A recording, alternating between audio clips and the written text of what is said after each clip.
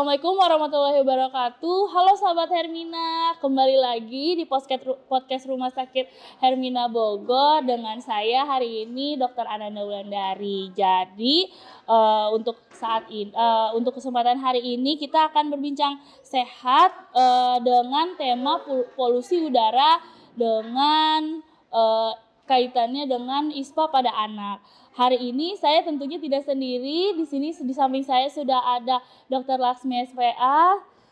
Halo dokter, mungkin boleh disapa dulu dok, sahabat Hermina. Sahabat Hermina.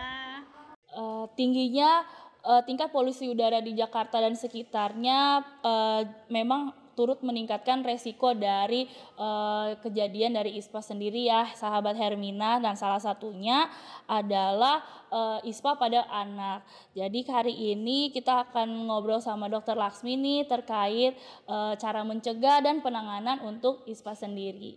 Tuh, jadi mungkin bisa dijelaskan sedikit dok apa kaitannya dengan tingkat polusi udara saat ini dengan kejadian ISPA pada anak dokter. Oke. Terima kasih atas kesempatannya Dokter Nanda. Jadi sahabat Hermina mungkin akhir-akhir ini mulai ini nih ya. Jadi kalau di poli rumah sakit tuh ya Dokter Nanda makin banyak anak-anak yang datang karena infeksi saluran pernapasan atas. Sebenarnya sih dari kemarin sudah terjadi. Cuman kok beberapa bulan terakhir ini 2 bulan makin meningkat. Jadi juga kan kita semua sudah tahu ya makin ramai dibicarakan di berita gitu bahwa polusi udara semakin meningkat. Sebenarnya sih concernnya lebih ke Jakarta, tapi karena kita jaraknya juga nggak terlalu jauh ya dari Jakarta, jadi pasti kita kena dampaknya juga. Jadi kalau apa sih hubungannya polusi dengan infeksi saluran pernapasan atas? Jadi kalau pada anak kan dia tuh golongan rentan ya, apalagi anak dengan yang golongannya sensitif atau alergi atau asma, jadi dia lebih cepat kenanya.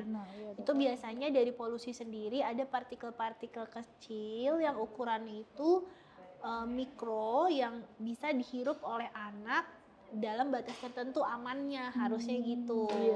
Jadi kalau pada saat ini batas indeks polusinya tuh semakin meningkat. Nah, si polutan-polutan ini masuklah ke dalam pernapasan dia dan menyebabkan awalnya sih cuma peradangan biasa, tapi karena terlalu lama kenanya berulang-ulang, mungkin misalnya ada faktor komorbid pemberat ya, misalnya dia nutrisinya deh, misalnya gizinya kurang misalnya gitu, jadi dia nggak bisa ngelawan. Lama-lama dia kenalah bakteri ikut campur tangan sehingga mulai demam, terus batuk pileknya dahaknya tuh sampai kuning, kadang sampai agak hijau kayak gitu. Akhirnya dia terkena infeksi saluran pernapasan atas, dibawa ke rumah sakit, biasanya harus dapat penanganan yang lebih lanjut. Yang tadinya tuh sebenarnya paling beberapa hari kayak dengan pengobatan biasa dijemur, minum air hangat sembuh. Nah kalau ini harus banget pakai obat-obatan baru sembuh, dan itu kejadiannya semakin meningkat di beberapa bulan belakangan ini gitu. Ya betul ya dok ya. Jadi mungkin sahabat Hermina bertanya-tanya nih dok, apa sih dok yang perlu dilakukan di rumah khususnya ya dok ya untuk mengatasi atau mencegah terjadinya ISPA ini sendiri dokter? Kalau secara general sebenarnya ISPA itu kan ya sakit yang pasti dialami oleh seorang anak kecil ya. Betul. Gitu. Jadi kalau untuk apa sih yang harus diatasi secara di rumah, itu pasti kita harus perbaiki nutrisi ya, itu nomor 1. Itu tanpa ada polusi pun kita harus lakuin. Udah gitu mengurangi asap rokok, yang kayak gitu kalau dari rumah ya. Tapi karena saat ini ada pemberat yang lebih banyak, yaitu faktor polusi yang indeksnya makin tinggi, IDAI mulai ngeluarin nih pandangan-pandangan tuh Dokter Nanda, nih apa nih yang harus dilakukan gitu. Nah, terakhir itu diminta memang mengurangi aktivitas luar rumah. Ya, jadi lebih banyak di dalam rumah. Nah, apa nih yang dilakukan di dalam rumah ya? Karena di dalam rumah itu kan anak-anak itu kan kita nggak cuman dia sakit atau sehat ya, dia harus kita lihat juga perkembangan mentalnya, udah gitu perkembangan apa motorik, sosial dan lain-lain. Jadi kalau kita aktivitas fisiknya kita batasi, apakah itu akan berpengaruh, itu juga kita harus pertimbangkan. Jadi kalau apa yang harus dilakukan di rumah itu memang mungkin setiap hari para sahabat Hermina yang mempunyai anak harus mengecek indeks polusi dulu.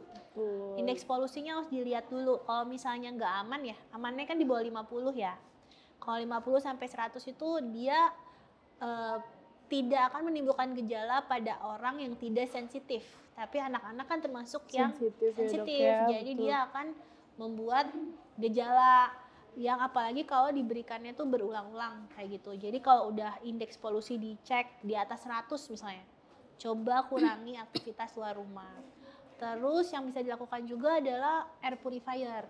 Pasti itu. Ya, air purifier kalau indeksnya lagi jelek ditutup semua jendela-jendela yang bisa dimasuki oleh asap gitu. Jadi kalau misalnya dulu kita bagusnya pagi-pagi jemuran, ini kayaknya ngecek dulu. Ngecek dulu. Cek indeksnya dulu ya, sahabat Hermina. Kalau cek indeks ternyata jelek, kayaknya dihindari. Karena kan pagi-pagi itu kan kita anak-anak semua berangkat sekolah ya. Beraktivitas ya dok ya, betul. Terus orang dewasa berangkat ke kerja. Jadi betul. indeksnya ntar tiba-tiba bisa naik gitu. Jadi kita tujuannya dapat sehat malah sakit.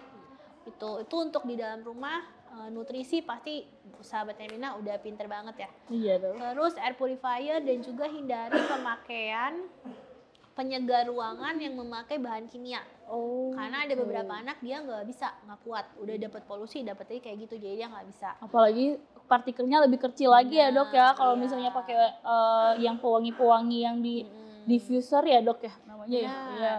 Kalau misalnya kita juga harus lebih dalam lagi tuh sebenarnya kita memang untuk anak yang tidak sensitif ya, misalnya anaknya nggak alergi dingin, kita bisa pakai AC. Tapi tipenya yang recalculate, jadi ada tandanya tuh kayak garis panah dua kiri kanan, gitu untuk diputar udaranya ya kayak gitu. Itu mungkin kalau yang di dalam rumah, tapi kalau di luar rumah hindari kayak jalanan yang terlalu rame. Gitu ya, jadi jalanan-jalanan yang lagi padat, hektik, kalau bisa jangan dibawa ke arah sana sih, gitu. Dan mungkin salah satunya jika misalnya memang pakai kendaraan yang bermotor gitu ya, pakai masker gitu ya dokter. Benar, ya. Untuk itu pakai masker, jadi bukan untuk COVID tapi untuk hindarin polusi. Betul. Gitu. Oke, sip. Lalu gitu dok. Untuk pertanyaan sahabat Hermina selanjutnya ya dok ya. Jadi aman gak sih dok untuk anak-anak beraktivitas di luar rumah ataupun beraktivitas di sekolah nih dok? Jadi kalau aktivitas di luar rumah ini jadi kayak apa ya?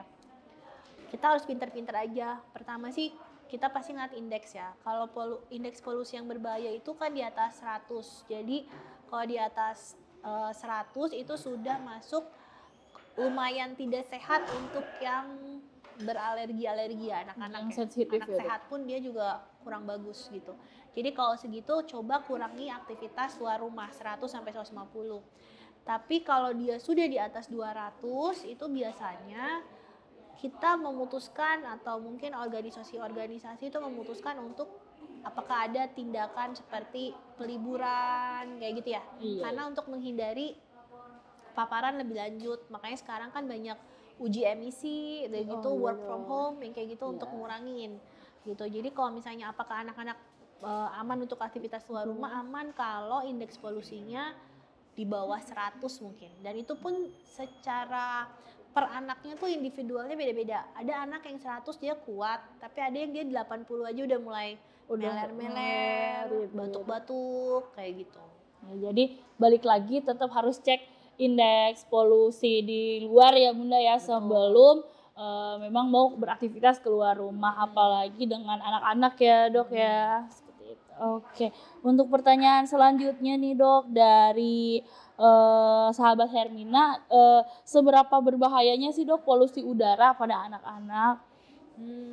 Kalau bahaya sebenarnya dia perlu waktu, jadi kayak perlu paparannya tuh harus perlu dosis lama-lama jadi sakit gitu ya. Betul. Nah tiap anak tuh emang beda-beda. Kalau misalnya anaknya itu sehat, alerginya nggak terlalu banyak, berat badannya bagus, terus anaknya juga nggak ada penyulit apa-apa, dia tuh paling nyampainya cuma infeksi saluran pernapasan biasa aja. Tapi kalau anaknya itu sensitif, terus anaknya juga banyak penyulit, asma misalnya contohnya, rinitis atau hipersensitivitas dari pernapasan, yang paling kita takutin pasti pneumonia ya. Pneumonia ya, Dok. Ya, dan pneumonia itu sendiri ada grade-nya, sedang, ringan, berat. Nah, kalau misalnya dia dapatnya yang ringan, kita masih bisa obatin.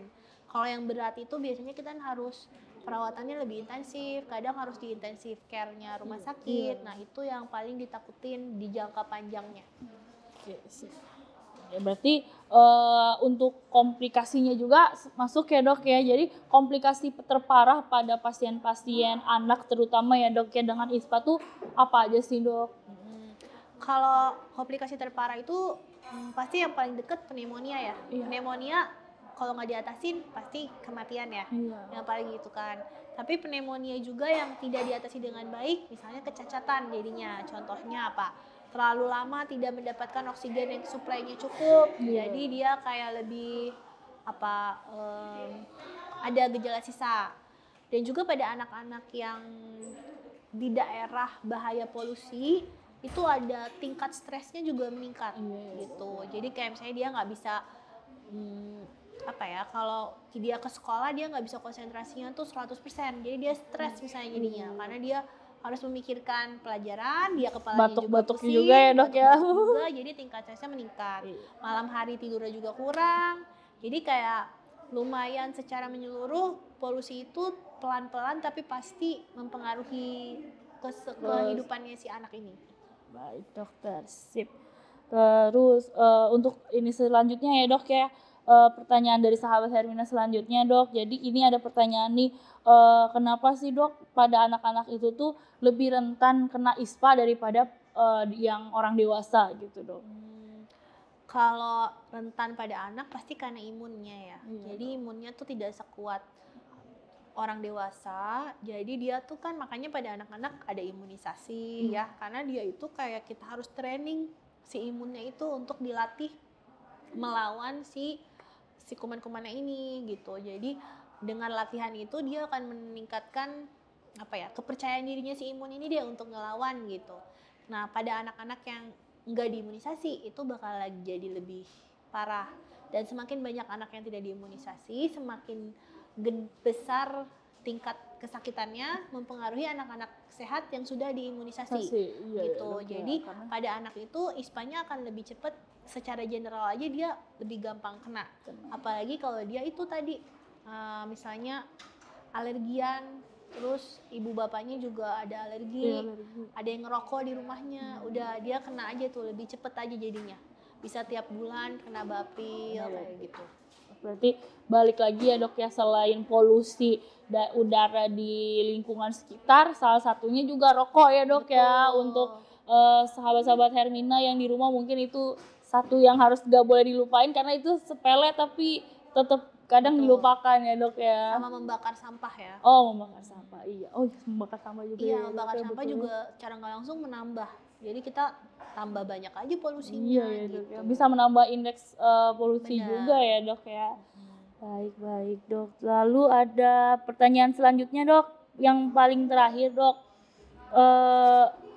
Untuk bahaya dari paparan polusi udara untuk anak-anak ini tuh seperti apa sih, Dok? Yang paling kita takutin tuh pasti pada anak sih sebenarnya jarang ya. Tapi ya keganasan gitu. Jadi misalnya penyakit-penyakit yang seharusnya nggak terjadi gitu, kayak keracunan jadinya gitu ya, karena terlalu besar dosisnya. Udah gitu keganasan tuh contohnya kanker kayak gitu ya, karena dia kan menjadi radikal bebas di dalam tubuh si anak itu gitu. Sedangkan dia sakit terus, jadi akhirnya dia nggak bisa melawan, nempel-nempel di mana-mana, merangsanglah hal-hal yang tidak kita inginkan. Jadi kedepannya efek jangka panjangnya jadinya gitu. Baik, Dokter. Iya ya, jadi satu yang harus dibawa pulang nih sahabat Hermina, yang pasti kalau mau keluar rumah coba cek indeks dulu ya, Dok ya, karena kan sekarang di sosial media terus di internet juga banyak ya, Dok ya, yang menampilkan indeks-indeks polusi per hari ini. Baik dokter, mungkin ada pesan terakhir dok untuk sahabat-sahabat Hermina yang di rumah dokter? Mungkin pesannya ini ya, karena kan ini kayaknya keadaannya akan lama terjadi ya. Jadi kayak bisa sampai tahun depan musim kemarau masih ada. Bisa sampai tahun depan pemerintah belum bisa mengurangi polusi yang terlalu banyak ini walaupun sudah dilakukan berbagai macam hal. Pertama, orang tua harus sabar menghadapi batuk pilek yang sering kambuh. Dan juga ada beberapa orang tua yang menganggap bila anaknya dikasih antibiotik akan sembuh ya. Tapi kan kita berhadapan dengan penyakit yang kemungkinan akan berulang dan jangka panjang. Kalau misalnya setiap dia sakit dia akan dapat antibiotik, apakah tidak bijak kalau seperti itu gitu. Jadi mungkin kita mulai lebih banyak mencari usaha-usaha pencegahan, bila sakit diobati, tapi kita juga harus selektif dalam pengobatannya. Mungkin yang seperti itu yang harus diingat ya, selain tadi upaya-upaya lain. Baik dokter, sip kalau gitu. Jadi kembali lagi tingginya tingkat polusi di Jakarta dan sekitarnya harus tetap kita waspadai ya teman-teman dan sahabat Hermina di rumah. Jadi tetap lihat indeks polusi udara. Coba yang tadi sudah kita sharing-sharing sama Dokter Laksmi, boleh dicatat-catat, diterapkan di rumah ya. Untuk baik dokter, untuk waktu dan tempatnya hari ini ya dokter. Jadi sudah bisa hadir di podcast hari ini ya dok. Bagi sahabat Hermina yang mau melakukan konsultasi langsung ke dokter Laksmi, mungkin nanti akan dilampirkan ya di bawah sini untuk jadwal dokter Laksmi. Baik dokter, terima kasih banyak dokter untuk hari ini. Baik, terima kasih sahabat Hermina. Sampai jumpa di podcast selanjutnya.